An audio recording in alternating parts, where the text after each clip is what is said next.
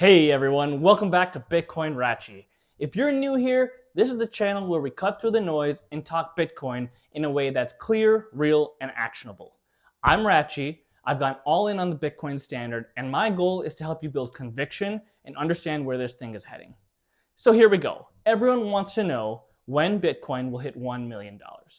Some say it's impossible, some say it's inevitable, and some, like Balaji, say it could happen over the span of a quick 90 days. But what's the truth? Today, we're breaking it down into three scenarios. First, the conservative path, then the base case, and finally, the moonshot or ultra bull case. And by the end, you'll know exactly what has to happen and when for Bitcoin to cross that $1 million mark. Before we dive into timelines, let's ask, why does everyone obsess over a $1 million Bitcoin? Because at 1 million, Bitcoin's market cap would be about $20 trillion. That puts it almost neck and neck with gold, which today sits somewhere between 20 and 23 trillion. In other words, it's not insane, it's actually within reach. To put it in perspective, global bonds are worth around 130 trillion, and real estate worldwide is over 300 trillion. Compared to that, a $20 trillion Bitcoin doesn't sound so crazy, am I right? So let's start with the most conservative path. This is the slow and steady version of Bitcoin's rise. In this scenario, Bitcoin adoption looks a lot like the internet's adoption curve. Fast growth at the beginning, then tapering as the market matures. Governments don't ban it outright, but they regulate it heavily. Big institutions use Bitcoin as a hedge or as an alternative asset, but not the backbone of the global economy. Under this scenario, global adoption tops out at maybe 10 to 15%. Bitcoin becomes digital gold, but not the world's unit of count. And the price compounds slowly, 15 to 20% per year. Do the math yourself. Take today's price, around 118,000, grow that at 15% per year, and by 2040, we cross the 1 million mark. Now, this is the boring path. No fireworks, no hyperinflation, just Bitcoin steadily outcompeting gold over decades until it finally matches and then surpasses it. But now, let's take a look at the base case. The path I'd argue is the most likely. Here's where things get exciting. Imagine Bitcoin adoption accelerating, not slowing down, ETFs continue sucking in billions of dollars, pension funds, insurance companies, and sovereign wealth funds all begin allocating a percentage of their holdings into Bitcoin. Countries like El Salvador and Bhutan aren't outliers anymore. They're trendsetters, inspiring others to put Bitcoin on their balance sheet.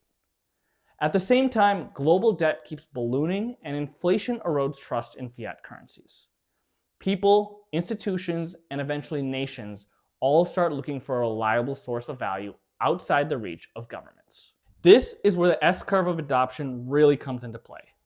By the mid-2030s, Bitcoin could realistically reach 20 to 30% of global adoption, with a global money supply hovering around 100 trillion. If Bitcoin captures just 20% of that value, we're sitting near 1 million per coin. And the kicker is that adoption doesn't have to be universal. You don't need every government, every bank, and every individual using Bitcoin. Just a critical mass, maybe a quarter of the system, and the price takes care of the rest. So in this base case scenario, we're looking at Bitcoin hitting $1 million somewhere between 2032 and 2036. That's not 50 years away. That's just in one decade. For anyone stacking today, that's basically tomorrow.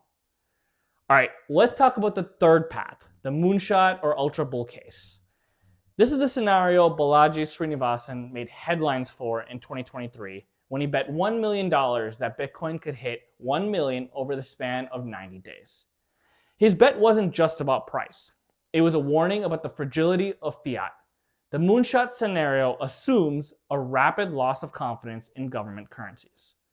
Maybe it's triggered by runaway inflation.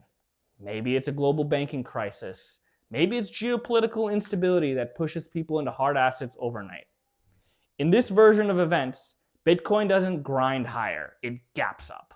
Trillions of dollars flood out of fiat and into Bitcoin in months, not decades. Nations bypass sanctions by settling trade in Bitcoin. People rush to protect their savings. Central banks lose control of the narrative. In this chaos, Bitcoin rockets past $1 million far earlier than anyone expects. Now, could this happen? Yes. But is it guaranteed? Absolutely not. Balaji's 90-day prediction didn't play out the day he said it, but the underlying point remains. Fiat collapse is always a risk, and Bitcoin is the escape hatch. Do you think this happens sometimes in 2026? I guess time will tell. Point aside, let's zoom out. The conservative path takes us to 1 million by the 2040s. The base case gets us there by the mid-2030s, and the moonshot, that could happen much faster if the world faces a currency crisis. The key takeaway is this: 1 million per Bitcoin isn't a question of if, it's a question of when. And here's the final thought I want to leave you with. Most people will underestimate how quickly this shift can happen. They'll wait for the headlines, they'll wait for the institutions, they'll wait until it feels safe. But by the time Bitcoin crosses 1 million, the opportunity for life-changing accumulation will already be gone. Conviction isn't built when Bitcoin hits $1 million. Conviction is built now, today, while it's low in the low six figures. So if you're watching this, you're early. The only real question is, which scenario do you believe in? Conservative? Base case? Moonshot? Let me know in the comments below. And if you found this valuable, hit like, smash the subscribe button, and share this with someone who needs to start thinking in Bitcoin terms before it's too late. Stay stacking, stay strong. I'm Bitcoin Ratchy out.